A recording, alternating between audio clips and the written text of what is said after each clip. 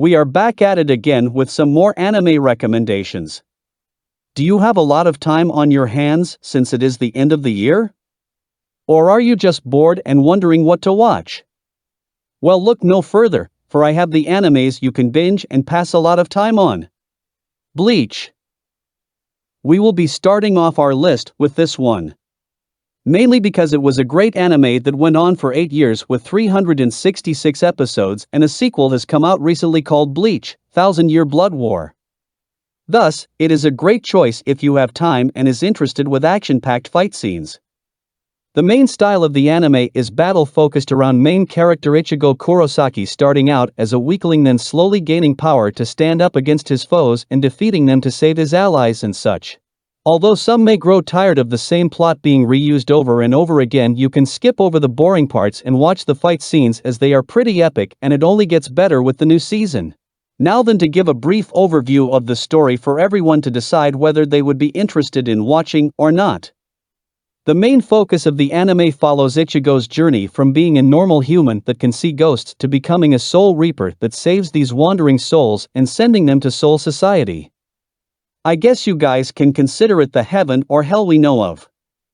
At the beginning, it slowly builds up the background needed for us to understand what is going on within the current arc. After the world building for the first arc is completed, the anime starts to take off. First, it starts by satisfying our curiosity about some mysterious characters introduced in the first arc and how they are related or would be of help to Ichigo to solve the obstacles that have appeared. Then throughout the arc, he powers up by training and overcoming challenges in order to gain the strength needed to fight the opponents the author has set for him, and ending up as the winner by the end of the arc.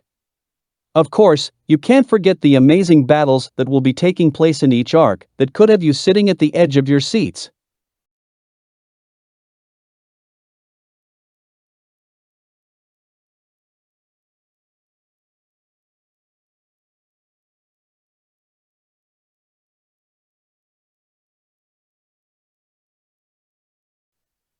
Attack on Titan.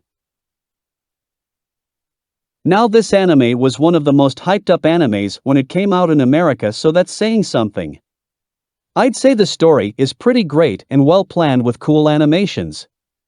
The main background setting for this anime is the war between Titans, which are large-ass, naked, deformed humans who enjoy eating people, and how the world has been overrun by them, backing humanity into a corner, having to live inside large and tall walls like the Middle Ages in Europe, when each lord had castles surrounded by stone walls to outline their territories. Overall, it is an amazing anime worthy of the hype, but personally the only bad aspect about it would be the main character Eren. To me, it just seems like Eren starts out as a snotty brat with bad personality, and by the end he just becomes an old asshole that caused a genocide. But that is a bit of a spoiler, so I won't say more for now. Next, I will be moving on to explaining the synopsis and details about the anime. The anime has a total of 75 episodes total after adding up all its seasons together. The anime informs us of the history about the world this anime is in order to ease us into what is happening at the beginning when it shows Titans attacking the wall and killing people, to explain how that shaped Eren's personality and his goals in life. Next, it goes on with Eren joining the equivalent of a military academy, facing some hardships to grow, graduating and choosing to be a scout, which explores outside the walls to slay Titans as a step forward towards his goal.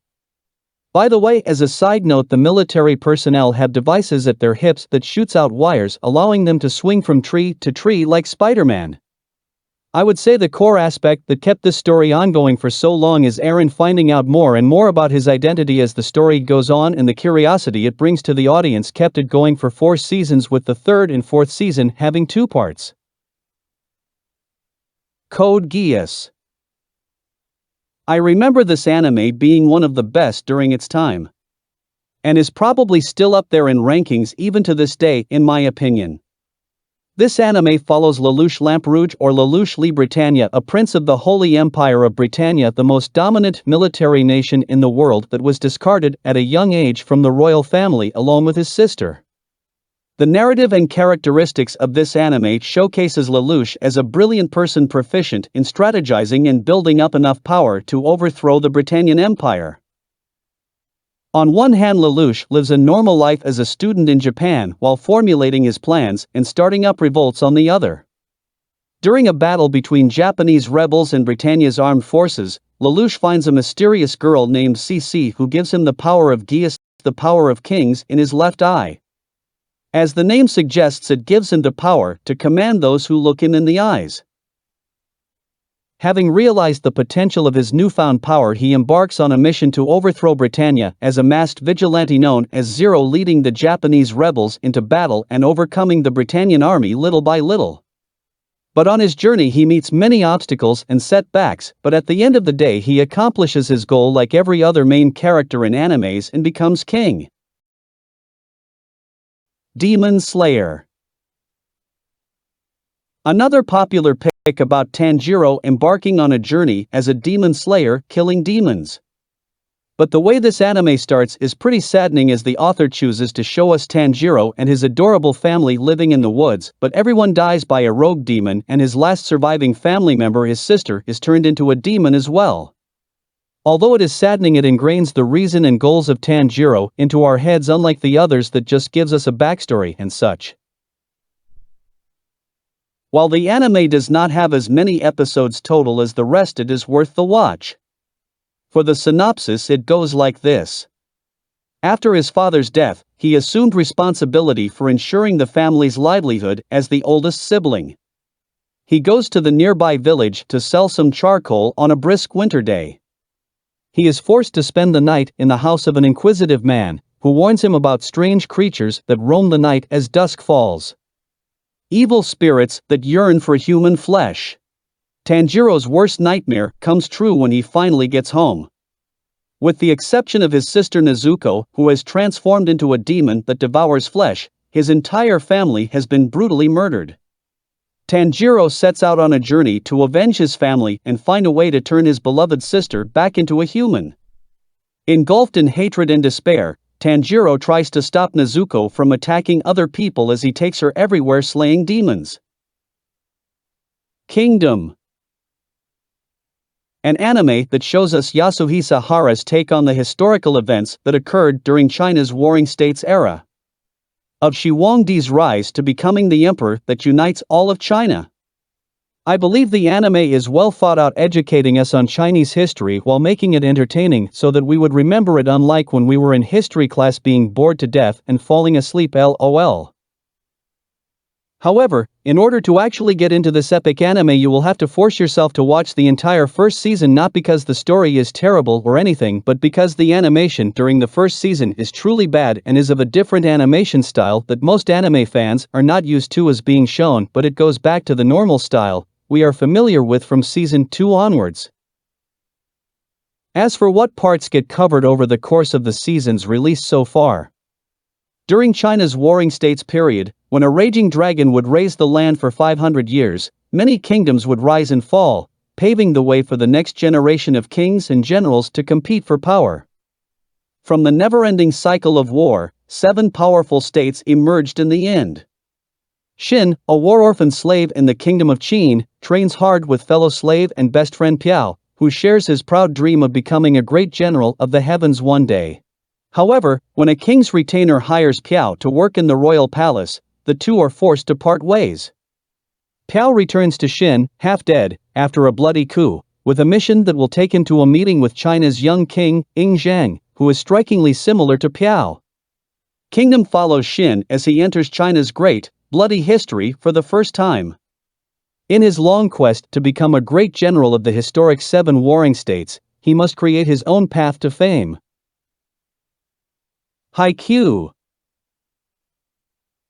A sports anime with volleyball as the main theme, based around Hinata, a short boy who wants to be an amazing player, and how meeting one of the best setters in Japan, Tobio, motivates him to grow stronger through friendly competitions. To be honest, it is one of the best sports anime and manga out there. It shows the growth of Hinata from being someone that sucks at volleyball to a great player sought after by many and becoming a world-level player. I'd say it is regretful that the anime ends during the middle of the Japanese country-wide tournament and no new seasons have been announced, even though the manga has been completed and based on popularity it should have the support needed to continue making the anime. A brief intro into the anime. Hinata is shocked to learn that Kageyama has also chosen to attend Karasuno. After the Little Giant era, it becomes clear that Karasuno had lost its reputation as a powerful school and was frequently referred to as the Wingless Crows by other local teams. However, by combining Hinata's remarkable athleticism with Kageyama's brilliant setting skills, the pair develop an unexpected but potent setter-spiker partnership and an explosive new volleyball tactic. Hinata and Kageyama push each other to their full potential, and Hinata builds relationships with his first real team. This marks the beginning of Karasuno's quest for retribution in order to restore their reputation and reach the nationals. Hinata and Kageyama have the same goal of becoming professional volleyball players, and they promise to play on the same court again after they graduate from high school, no matter what. They share a remarkable bond and dedicate their lives to one another and volleyball.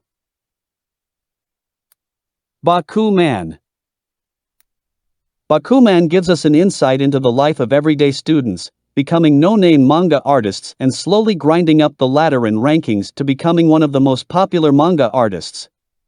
Although I do not really know much about how the daily lives of manga artists are, I would say that the hardships, health issues, and personal problems that come up over the course of their careers are somewhat accurate, seeing as how some manga artists would post delays in their manga due to health issues and the likes. This anime gives us a better understanding of manga authors, allowing us to sympathize with them and more tolerant as well when it comes to delays in their works. Moritaka Mashiro, a middle school student, finds his classmate Akito Takagi, who takes notes on Mashiro's drawings, when he forgets his notebook in class. To his stories, Takagi asks him to become a manga artist. Mashiro, on the other hand, declines, citing his late uncle, a manga artist, who died from overworking. Takagi impels Mashiro to meet with Miho Azuki, Mashiro's crush, and advises her the two intend to become manga specialists. Azuki responds by announcing that she intends to work as a voice actress. When Azuki becomes a voice actress for the anime adaptation of their manga, Mashiro makes the proposal to her that they should get married. She agrees, but only on the condition that they never meet again in person. After that, the two boys begin producing manga under the alias Muto Ashiroji in the hope that it will be serialized in Weekly Shonen Jump. Mob Psycho 100. Here we have Mob, a student that wants to be a regular person but gets dragged into many weird situations because of his psychic abilities. For the most part, the anime humors us with comedy until we are near the climax, when Mob is close to solving a mystery where a battle ensues with Mob having to fight with his psychic powers, entertaining us with noteworthy fight scene animations. Mob, an 8th grader, began developing his psychic abilities at a young age. However, once he realizes the potential danger in his skills, the power quickly becomes a disadvantage. Mob's only current use of his power is to impress his longtime crush, Tsubomi, who soon gets tired of the same tricks because he chose to suppress it.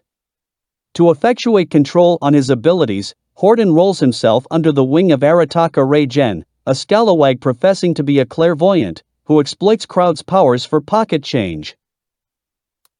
Mob's monotonous daily routine now includes commanding the exorcism of evil spirits. However, this is only the beginning of his psychic prowess. Assuming that his immense potential and intemperate feelings run wild, a disastrous occasion that would deliver him totally unrecognizable will be set off. The movement toward Crowd's Blast is rising, and endeavoring to stop it is vain. That time I got reincarnated as a slime. One of the better Into Another World animes right now. Our main character goes from being a corporate worker to a slime in a fantasy world. It has many different characteristics that ensnares us to continue watching, give bits and pieces of some of the more famous animes released, such as empire building, fight scenes, and fan service once in a while. For a short review, Satoru is stabbed by a random assailant on the street while having a casual conversation with his colleague. However, as he passes away from his injuries, a strange voice repeats a series of instructions that the dying man cannot comprehend.